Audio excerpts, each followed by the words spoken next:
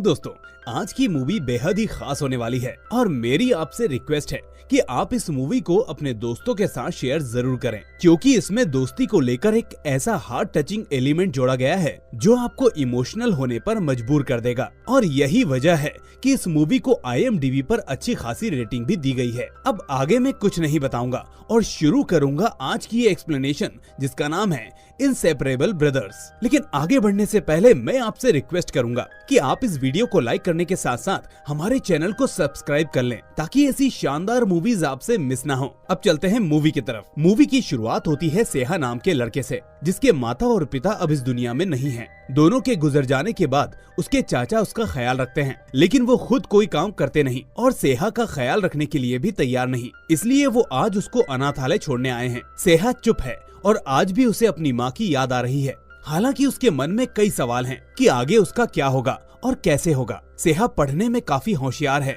लेकिन उसकी सबसे बड़ी कमी है उसका शरीर। वो अपने शरीर के आधे हिस्से को मूव नहीं कर सकता। यही वजह थी कि उसके चाचा भी उसे अपने साथ रखने के लिए तैयार नहीं थे। खैर, आज सेहा अनाथालय में आ चुका है, जहाँ की देखभाल प्रीस्ट नाम के आदमी के हाथ में है। प्रीस्ट काफी अच्छा इंसान है और पहले दिन से ही वो सेहा को मोटिवेट करता रहता है। अब अकेले में रोज सेहा दूसरे बच्चों को खेलते हुए देखता है, लेकिन खुद को ऐसी हालत में देखकर दुखी भी होता है। वहीं पास में एक बच्चा और होता है जो अकेला खेल रहा होता है। इस बच्चे का नाम है डोंगू, जिसका शरीर तो बिल्कुल ठीक है और काफी तेज भी, लेकिन उसकी दिमागी हालत ठीक नहीं है। सुनने में आता है कि उसकी माँ उसको काफी समय पहले इसलिए छोड़कर चली गई क्योंकि उसका दिमाग दूसरे बच्चों से काफी कमजोर था और 14 साल का होने के बाद भी उसका दिमाग 5 साल के बच्चे जितना था। सेहा डोंगू को देखता है, जिसे अब कुछ बच्चे आकर चिढ़ाने लगते हैं। थोड़ी देर बाद वो चिढ़ाते चिढ़ाते उसे बुली भी करने लग जाते हैं, जिसे देखकर सेहा से रहा नहीं जाता। सेहा कहता है, अगर बुली करने का इतना ही शौक है तो अपने बराबरी के लोगों को बुली करो,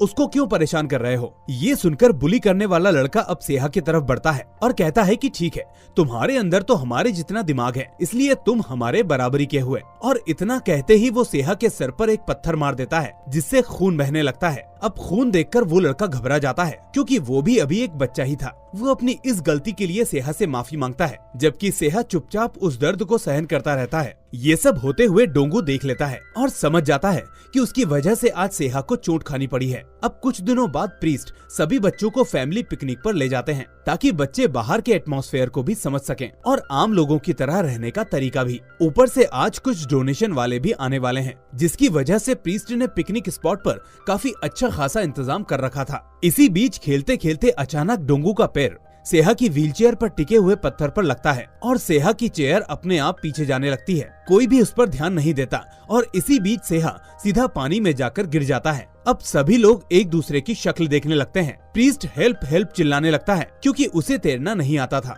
लेकिन इतने में पीछे से डोंगू आता है और सेहा को बचाने के लिए सीधा पानी में कूद जाता है और आखिरकार वो उसे पानी से निकाल लेता है। अब उस दिन से ये दोनों काफी अच्छे दोस्त बन जाते हैं और डोंगू सेहा की हर काम में मदद करने लगता है। सेहा के फिजिकल वर्क डोंगू संभालता है और सेहा भी डोंगू को खाली वक्त में पढ़ना लिखना सिखाता है और कठिन शब्दों को बोलना सिखाता है, जो हम लोग बच्चों को सिखाते हैं। इस तरह अब दोनों दोस्त एक दूसरे के पूरक बन जाते हैं। अब एक दिन सेहा देखता है कि प्रीस्ट डोनेटर्स से झूठ बोलकर पैसे मांग रहा होता है। इस पर वो प्रीस्ट से कहता है कि ये गलत है, झूठ बोलना ठीक नहीं और आप तो झूठ बोलकर पैसे मांग रहे हो। प्रीस्ट पहले तो चुप रहता है, लेकिन बाद में उसको समझाता है कि अगर मैं ऐसा नहीं करूंगा तो तुम सभी को 2 वक्त का खाना नहीं दे पाऊंगा। ये मेरी मजबूरी है, मैं तुम लोगों को ठीक से रखना चाहता हूँ, इसलिए मुझे अगर इसके लिए थोड़ा झूठ भी बोलना पड़े तो मैं बोलूंगा, क्योंकि ये तुम लोगों की जिंदगी का सवाल है। सेहा समझ जाता है कि प्रीस्ट ये सब अपने लिए नहीं बल्कि सभी बच्चों के लिए कर रहा है। अब देखते ही देखते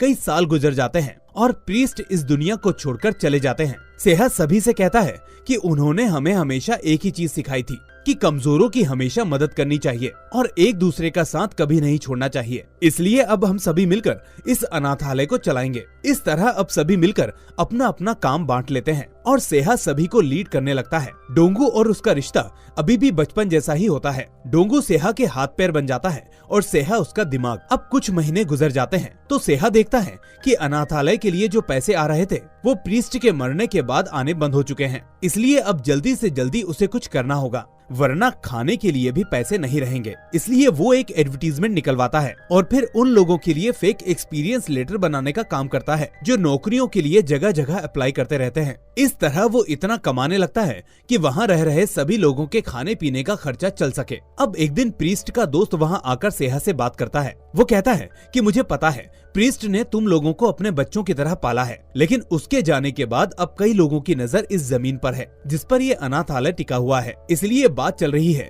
कि इसे तोड़ दिया जाएगा और सभी बच्चों को उनके मेंटल स्टेटस के हिसाब से उसी अनाथालय में भेज दिया जाएगा। इसलिए मैं तुमसे कहना चाहता हूँ कि तुम ये फेक डॉक्यूमेंट्स वाला काम बंद कर दो, नहीं तो वो लोग इसी बात का फायदा उठाकर तुम्हें फ्रॉड साबित कर देंगे और इस जगह को अपने नाम करवा लेंगे। अब सेहा अकेले में ये बात सोचने लगता है कि आखिर वो ये नहीं करेगा तो सभी को खाना कैसे मिलेगा। तभी उसे प्रीस्ट की बातें याद आती हैं जो उसने उस रात कही थी कि अगर कुछ करने से किसी का पेट भरता है या जिंदगी बचती है तो थोड़ा झूठ बोलना गलत नहीं है। इसलिए वो अब आगे से अपना काम कंटिन्यू रखता है। फिर एक दिन सेहा और डोंगू एक स्विमिंग कंपटीशन में जाते हैं क्योंकि डोंगू को तैरना बहुत अच्छा लगता है और उसका मन है कि वो भी इसमें हिस्सा ले, लेकिन डोंगू की मानसिक स्थिति की वजह से उसे तैरने नहीं दिया जाता। जिसके बाद वो किसी बच्चे की तरफ जल्दी से बिना किसी की माने अपने आप स्विमिंग पूल में कूद जाता है। उसको ऐसा करते देख वहाँ की ट्रेनर मी आ जाती है और वो भी उसे रोकने के लिए पानी में कूद जाती है। वो डोंगू को बाहर तो निकाल लेती है, लेकिन इसका कोई फायदा नहीं होता क्योंकि इसके लिए मी को उसकी नौकरी से निकाल दिया जाता है।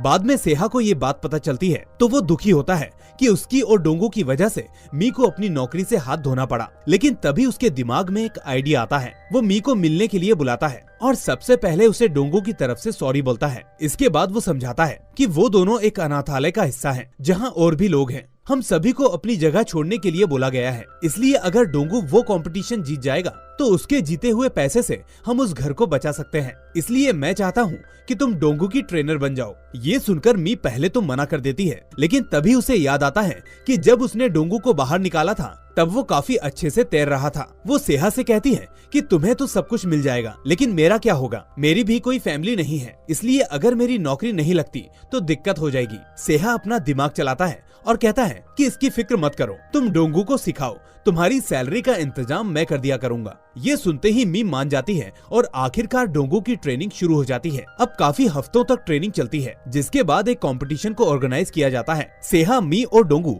रजिस्ट्रेशन के लिए वहां जाते हैं, लेकिन सिर्फ 5 मिनट लेट होने की वजह से उनका रजिस्ट्रेशन नहीं किया जाता। सेहा इसके लिए कमेटी से रिक्वेस्ट करता है, लेकिन उसका चीफ भी सेहा की बात नहीं मानता। इसके बाद सेहा को एक आइडिया आता है और वो डोंगू को तेज तेज धक्का देते हुए भागने को कहता है। इससे होता यह है कि सेहा की व्हीलचेयर गिर जाती है, जिसके बाद सभी का ध्यान उसकी तरफ चला जाता है और वो सभी के सामने चीफ से कहता है कि सर मैं आ गया हूँ, बस 2 मिनट लेट हो गया, इसलिए प्लीज मेरा रजिस्ट्रेशन कर लीजिए। अब सामने मीडिया वाले होते हैं और बाकी लोग भी, इसलिए सेहा की बात मानने के अलावा उसके पास कोई रास्ता नहीं होता और इस तरह डोंगू का नाम लिख दिया जाता है। अब फाइनली कंपटीशन का दिन आता है और डोंगू अपनी जी जान लगाकर उस रेस में हिस्सा लेता है। वो और लोगों को पछाड़कर रेस में आगे बना रहता है, लेकिन तभी अचानक पता नहीं उसे क्या होता है। वो बीच रास्ते में रुककर पीछे देखने लगता है। सेहा और मी ये देखकर हैरान रह जाते हैं और तेज तेज चिल्लाते हैं, डोंगू कम ऑन, क्या कर रहे हो, तुम बस जीतने वाले हो। लेकिन डोंगू उनकी नहीं सुनता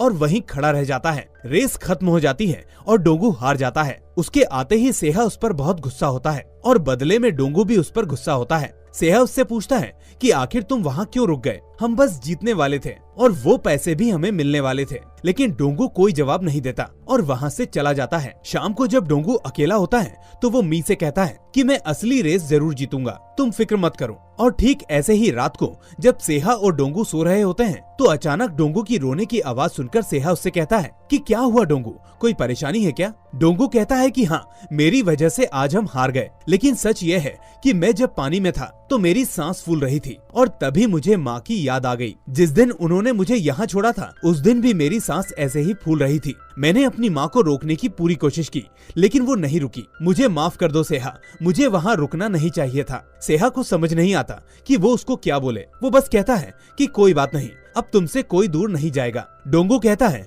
कि मैं भी अब तुमसे दूर नहीं जाऊंगा, क्योंकि दूर होने पर बहुत दर्द होता है। अगले दिन अब वही प्रॉपर्टी वाले वहाँ आते हैं और एक एक करके सभी बच्चों को वहाँ से भेजने लगते हैं। किसी भी बच्चे का सेहा के पास से जाने का मन नहीं होता, लेकिन सेहा सभी से कहता है कि तुम लोगों के लिए यही सही है। क्योंकि वहाँ तुम्हारा ख्याल रखा जाएगा और तुम्हें ट्रेन किया जाएगा। लेकिन प्रीस्ट की बातों को मत भूलना, हमेशा कमजोरों की मदद करना। इसी के साथ गाड़ी का दरवाजा बंद होता है और सभी लोग वहाँ से भेज दिए जाते हैं। लेकिन सेहा और डोंगू वहाँ से नहीं जाते। वो मी के साथ प्रीस्ट के दोस्त के पास जाते हैं, पर सेहा उस पर बोझ नहीं बनना चाहता, इसलिए वो अगले ही दिन डोंगू के साथ जाकर लॉटरी वाले घर के लिए अप्लाई करता है। हैंडीकैप होने की वजह से दोनों को घर मिलने के चांसेस भी बढ़ जाते हैं और उनको फाइनली एक घर अलॉट भी कर दिया जाता है। खुशी के मारे अब सेहा, मी और डोंगू शॉपिंग के लिए जाते हैं और गेम सेंटर में काफी टाइम स्पेंड करते हैं। बीच में जब मी सेहा के साथ वक्त बिता रही होती है तो डोंगू को पहली बार अजीब सा फील होता है। हालांकि वो अपनी फीलिंग्स को समझ नहीं पाता, लेकिन उसे मी से जलन होने लगती है क्योंकि शुरू से सेहा का ख्याल डोंगू नहीं रखा है। खैर, अब घर जाते ही सेहा देखता है कि डोंगू की माँ वहाँ आई हुई है। वो डोंगू से साथ चलने के लिए कहती है और उससे माफी भी मांगती है। डोंगू भी अपनी माँ को देखकर इमोशनल हो जाता है, लेकिन तभी सेहा कहता है कि मुझे पता है आप यहाँ क्यों आई हैं। आपको पता चल गया है कि हमें लॉटरी वालों की तरफ से घर और पैसे मिल गए हैं, इसलिए आज आपको अपना बेटा याद आ रहा है। लेकिन मैं ऐसा नहीं होने दूंगा, डोंगू कहीं नहीं जाएगा। ये सुनकर डोंगू की माँ सेहा को उल्टा सीधा बोलने लगती है कि तुम्हारी वजह से मेरा बेटा कभी ठीक नहीं हो पाएगा। तुमने उसे अपना सहारा बना रखा है, तुम्हें तो शरीर मिला नहीं, इसलिए मेरे बेटे के शरीर का फायदा उठा रहे हो। ये सुनकर मी को भी बहुत गुस्सा आता है। वो भी डोंगू की माँ को चुप होने के लिए कहती है, लेकिन सेहा ये सुनकर बहुत शॉक में पहुंच जाता है कि क्या वो वाकई डोंगू के साथ ऐसा कर रहा है। इसके बाद बाहर जाकर डोंगू की माँ उससे साथ चलने के लिए कहती है, लेकिन डोंगू अपनी माँ के साथ नहीं जाता और कहता है कि मैं सेहा के साथ ही रहूंगा। अब अगले दिन माँ के असली इरादे सामने आ जाते हैं जब वो कोर्ट में डोंगू की कस्टडी के लिए सेहा पर केस कर देती है। अब केस होने के बाद सेहा डोंगू को समझाता है कि तुम्हें अब बात करना सीखना चाहिए। कोर्ट में तुमसे पूछेंगे तो तुम्हें अपने मन की बात बतानी होगी, इसलिए अपनी बात रखना सीखो। लेकिन डोंगू ठहरा बच्चे का दिमाग, इसलिए वो सेहा की बातों को सीरियसली नहीं लेता। खैर, अब मामला कोर्ट में आ जाता है जहाँ सेहा का वकील जज से कहता है कि ये दोनों बचपन से ही एक दूसरे के साथ हैं और एक दूसरे की जिंदगी को पूरा कर रहे हैं। इनको अलग करना ठीक नहीं होगा क्योंकि डोंगू की माँ को अपने बच्चे को रखने का तरीका नहीं पता और सेहा ने डोंगू को अपने दिमाग से संभाला है, इसलिए डोंगू को सेहा के साथ रहने दिया जाए। इसके बाद में डोंगू की माँ का वकील जज से कहता है कि सेहा का दिमाग तेज है, उसने फेक डॉक्यूमेंट्स का काम करके पहले भी लोगों के साथ फ्रॉड किया है, इसलिए वो ऐसे ही फ्रॉड्स में डोंगू का इस्तेमाल करेगा और जब उसका काम खत्म हो जाएगा तो वो उसे भी कहीं बेच देगा, इसलिए डोंगू को उसकी माँ को सौंप दिया जाए। जज दोनों पक्षों की बात सुनता है और अपना फैसला अगले दिन सुनाने का डिसीजन लेता है। उस शाम जब सेहा, मी और डोंगू नूडल्स खा रहे होते हैं तो डोंगू की माँ अपने साथ होटल से बहुत सारा खाना लेकर आती है ताकि डोंगू को अपनी तरफ मोड़ सके।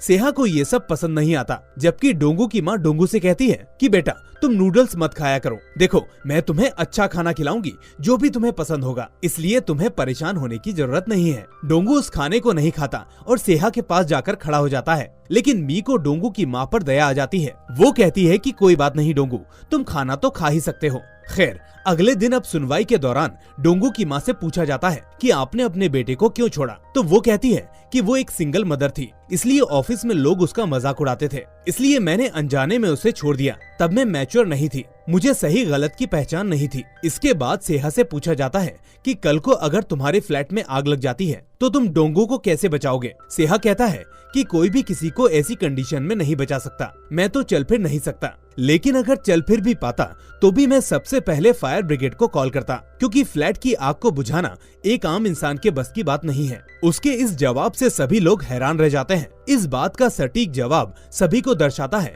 कि सेहा ने कितने अच्छे से डोंगू की देखभाल की है और आगे भी कर सकता है। लेकिन अंतिम फैसले के लिए डोंगू को बुलाया जाता है और उससे पूछा जाता है कि वो किसके साथ रहना चाहता है। सेहा उसकी तरफ देख रहा होता है, लेकिन बच्चों की सोच रखने वाला डोंगू अपनी माँ के आंसू देख रहा होता है। फिर उसे वही सीन याद आ जाता है जब उसकी माँ ने उसको छोड़ा था और फिर वो सोचता है कि माँ आज उसको लेने आई है, इसलिए वो अपना इशारा अपनी माँ की तरफ करता है। ये देखकर सभी शॉक्ड रह जाते हैं और सबसे ज्यादा शॉक लगता है सेहा को। उसका तो जैसे दिल ही टूट जाता है, उसकी दुनिया मानो यही खत्म हो जाती है। वो सोचता है कि आखिर उसने ऐसा क्या किया जिसकी वजह से आज डोंगू ने अपनी माँ को चुना, लेकिन फिर भी वो डोंगू के फैसले को खुशी खुशी मंजूर कर लेता है। अंदर ही अंदर उसका मन रो रहा होता है, लेकिन आज फाइनली डोंगू के जाने का वक्त आ जाता है। सभी को सी ऑफ करते समय डोंगू खुश होता है, लेकिन बेचारा सेहा अपनी झूठी मुस्कान लिए फिर रहा होता है, जैसे उसके लिए ये कोई बड़ी बात ना हो। उधर अब अपनी माँ और भाई बहन के साथ रहते हुए डोंगू को अजीब तो लगता है, लेकिन वो धीरे धीरे उसमें एडजस्ट होने लगता है। उसके भाई बहन भी उसके कामकाज के तरीके से ऑकवर्ड फील करते हैं, लेकिन वो उससे ज्यादा कुछ नहीं कहते। डोंगू की माँ का एक होटल होता है, इसलिए वो डोंगू को होटल का खाना खिलाने लगती है ताकि डोंगू भी आम लोगों की तरह सब कुछ सीख सके। यहाँ हम देखते हैं कि डोंगू की माँ का लालच अब खत्म हो जाता है। उसने डोंगू को अपने साथ रखते ही सेहा से वो आधे पैसे ले लिए थे जो सरकार ने सेहा और डोंगू को दिए थे। उसकी माँ ने वो पैसे अपने होटल के काम में जरूर लगा दिए थे, लेकिन अब उसका दिमाग भी अपने बेटे को अपनाने लगा था। अब एक दिन इसी बीच मी डोंगू के हाल चाल पूछने आती है, तो डोंगू उससे पूछता है कि सेहा कहाँ है, वो मुझसे मिलने क्यों नहीं आया। मी कहती है कि वो तो मेरे साथ उसी दिन से नहीं है जब से तुम गए हो, पता नहीं वो कहाँ है और किसके साथ है। ये सोचकर डोंगू को बुरा लगता है और वो खुद पर गुस्सा होने लगता है। वो कहता है कि सेहा अपना ख्याल कैसे रख पाएगा, वो चल भी नहीं सकता, खा भी नहीं सकता, कौन उसको खाना खिलाएगा। मैंने सोचा था कि तुम उसके साथ रहोगी, लेकिन अब उसके पास कोई नहीं, फिर मेरे दोस्त का क्या होगा। ये कहकर वो चारों तरफ रखी चीजों को तोड़ने फोड़ने लगता है और इसी चक्कर में वहाँ उसके हाथ से आग लग जाती है। वहाँ से भागकर वो सीधे स्पोर्ट्स सेंटर आता है जो इस वक्त बंद हो चुका होता है। उसे लगा था कि सेहा शायद वहीं होगा। अब वो उसे इधर उधर ढूंढने लगता है, लेकिन जब वो उसे नहीं मिलता तो वो पास वाली ट्रॉली को लेकर ऐसे ही इधर उधर घूमने लगता है जैसे वो कभी सेहा को लेकर घुमा करता था। उसको ढूंढते हुए वो अपने उसी अनाथालय वाली जगह पर आ जाता है और उसके स्टोर में जाकर सेहा को ढूंढने लगता है। वहाँ उसे वही कैलेंडर मिलता है जिस पर उसने मार्क करके सेहा को प्रॉमिस किया था कि वो उस डेट को होने वाली कंपटीशन को जरूर जीतेगा। उधर डोंगू की माँ सेहा को फोन करती है और पूछती है कि डोंगू वहाँ से निकला या नहीं। सेहा पूछता है कि कहाँ से। डोंगू तो मेरे पास आया ही नहीं और किसी को पता भी नहीं कि मैं कहाँ हूँ। वो ये सुनकर गुस्सा होते हुए कहता है कि तुम कोर्ट में इतना कुछ बोल रही थी, लेकिन इतनी बड़ी होकर अपने बच्चे को नहीं संभाल पाई, जबकि डोंगू आज तक मुझसे दूर नहीं भागा। ये सुनकर डोंगू की माँ के होश उड़ जाते हैं। उन्हें समझ नहीं आता कि डोंगू को कहाँ ढूंढा जाए। तभी सेहा को याद आता है कि वो कहाँ हो सकता है, इसलिए वो डोंगू की माँ को सब बताने की कोशिश करता है, लेकिन इतने में वो नीचे गिर जाता है और उसका सर तकिए के ऊपर रखा रह जाता है, जिससे वो मूव नहीं हो पाता और बेहोश हो जाता है। अगले दिन सुबह उसको जब होश आता है तो वो हॉस्पिटल में होता है। असल में वो जहाँ रुका था वहाँ के लोगों ने उसे हॉस्पिटल में भर्ती करवाया था। होश में आते ही वो सभी से डोंगू की माँ को कॉल करके बताने को कहता है कि वो डोंगू को अनाथालय में देखे, वो वहीं होगा। ये जानकर जब उसकी माँ वहाँ पहुँचती है तो डोंगू वाकई में वहीं होता है। वो उसे लेकर वहाँ से जाती है और फिर डोंगू उस दिन से अपने कंपटीशन की तैयारी में लग जाता है। अब कंपटीशन का दिन आ जाता है और मी भी सेहा को कॉल करके वहाँ आने को कहती है। सेहा भी इतने दिनों से इलेक्ट्रिक चेयर चलाना सीख रहा होता है ताकि वो अपने काम खुद करना सीख सके। डोंगू की कंपटीशन की बात सुनकर उससे रहा नहीं जाता और वो अपनी चेयर लेकर खुद ही निकल पड़ता है। उधर रेस शुरू होने वाली होती है और डोंगू अपनी रेस को शुरू करता है, लेकिन रास्ते में सेहा अपनी चेयर को संभाल नहीं पाता और नीचे गिर जाता है और वहाँ रेस में फिर से डोंगू बीच में जाकर रुक जाता है। इस बार वो अपनी माँ की तरफ नहीं देख रहा था और ना ही अपनी माँ के बारे में सोच रहा था। इस बार उसे अपने दोस्त की याद आ रही थी जो उसको पिछली बार कम ऑन चिल्लाकर मोटिवेट कर रहा था। उसे उम्मीद थी कि शायद आज सेहा उसको देखने आएगा। वो ये सोच ही रहा था कि इतने में एक लड़का सेहा को लेकर वहाँ पहुँचता है। सेहा को देखकर डोंगू के अंदर अजीब सी एनर्जी आती है और वो अपनी रेस कंटिन्यू करता है और एक एक करके सभी को पीछे छोड़ देता है। हर राउंड को क्लियर करते हुए फाइनली वो उस कंपटीशन को जीत जाता है और सेहा के पास आकर कहता है कि मैंने उस रात जो तुमको प्रॉमिस किया था वो मैंने पूरा किया। सेहा मुस्कुराते हुए कहता है कि हाँ मेरे दोस्त, तुम ये रेस जीत गए। लेकिन डोंगू कहता है कि नहीं, मैं नहीं, हम ये रेस जीत गए। ये देखकर डोंगू की माँ को एहसास हो जाता है कि उन्होंने दोनों को अलग करके बहुत बड़ी गलती की है, इसलिए वो उन दोनों को एक अलग अपार्टमेंट में शिफ्ट कर देती है जहाँ मी भी उन दोनों के साथ रहती है। अब दोस्तों, आप सोच रहे होंगे कि यही मूवी खत्म हो गई होगी, लेकिन नहीं, इसके बाद आता है मूवी का क्लाइमेक्स सीन जहां हमें फ्लैशबैक में दिखाया जाता है कि बचपन में सेहा डोंगू की वजह से नहीं गिरा था, बल्कि उसने खुद को जानबूझकर गिराया था, क्योंकि दूसरे बच्चों को देखकर उसे खुद से घृणा होने लगी थी। लेकिन जब वो पानी में गिरा तो डोंगू ने अपनी जान की परवाह किए बिना उसे बचाया था। ये देखकर उस दिन सेहा को एहसास हुआ था कि सभी लोगों के अंदर समझ थी, लेकिन फिर भी किसी ने उसे नहीं बचाया, जबकि डोंगू मेंटली होने के बाद भी उसको बचाने के लिए कूद गया। उस दिन से सेहा ने अपना एम बना लिया कि वो अब डोंगू को ही ट्रेन करेगा, क्योंकि उसकी खुद की जिंदगी का कोई मतलब नहीं, लेकिन डोंगू को वो कभी अधूरा नहीं होने देगा। यही वजह थी कि वो उस दिन मुस्कुरा रहा था जब कोर्ट में डोंगू ने अपनी माँ को चुना था। तो दोस्तों, यहाँ हमें पता चलता है कि असल में डोंगू जितना सेहा के लिए कर रहा था, उससे कहीं ज्यादा शुरू से सेहा उसके लिए कर रहा था, और यही बात दोनों को एक दूसरे के इतना करीब ले आई थी। तो दोस्तों, आपको ये मूवी कैसी लगी मुझे कमेंट करके जरूर बताएं। साथ ही इस वीडियो को लाइक और दोस्तों के साथ शेयर जरूर करें। अगर आप नए हैं तो चैनल को सब्सक्राइब करके नोटिफिकेशन बेल को भी दबा दें, ताकि ऐसी कोई भी मूवी आपसे मिस ना हो। तो मैं मिलूंगा आपसे अगली ऐसी ही मूवी के साथ। Till then take care and thanks for watching.